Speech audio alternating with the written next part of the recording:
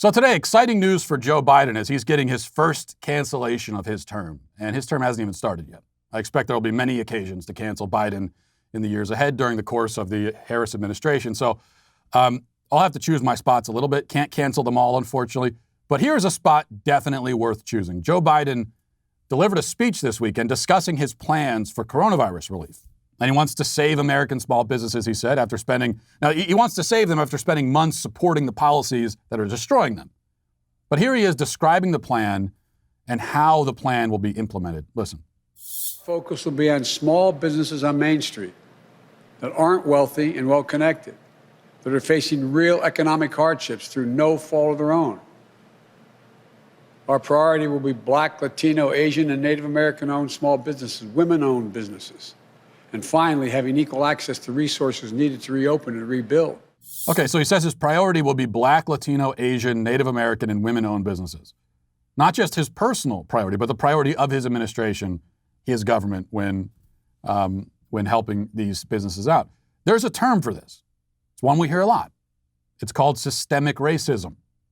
If that term has any meaning at all, then this must be it. Let's look at it. Racism, dictionary definition: prejudice, discrimination, or antagonism directed against a person or people on the basis of their particular membership in a racial group. That's what this is. And it will be systemic in a literal sense. It will be discrimination by the system.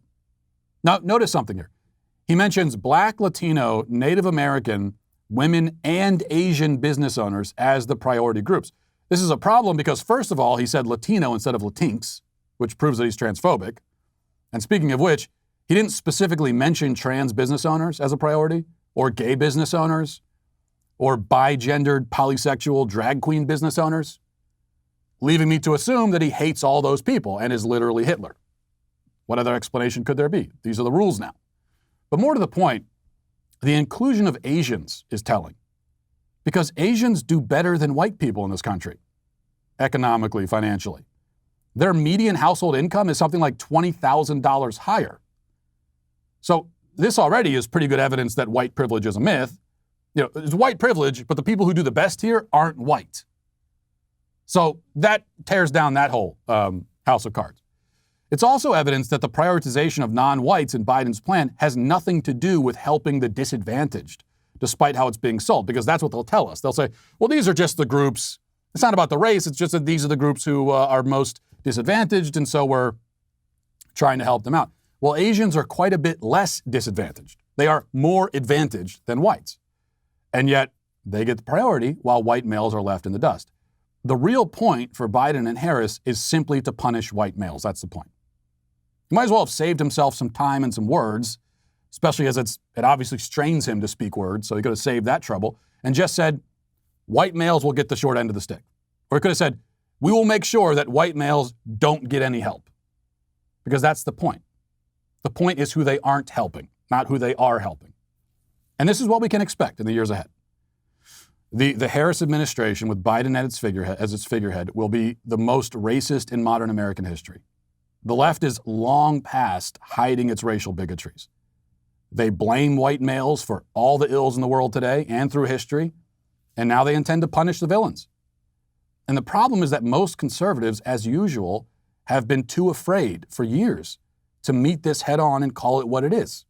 They have believed what the left has told them, that either anti-white racism doesn't exist, or it's not a big deal, or that somehow it's racist in itself to call it out and oppose it. But that was nonsense. Always was. Is and was.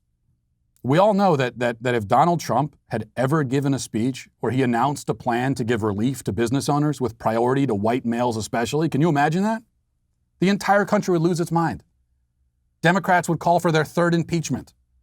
And there would be near unanimous agreement that his plan was racist. Nobody would disagree. It's no different here.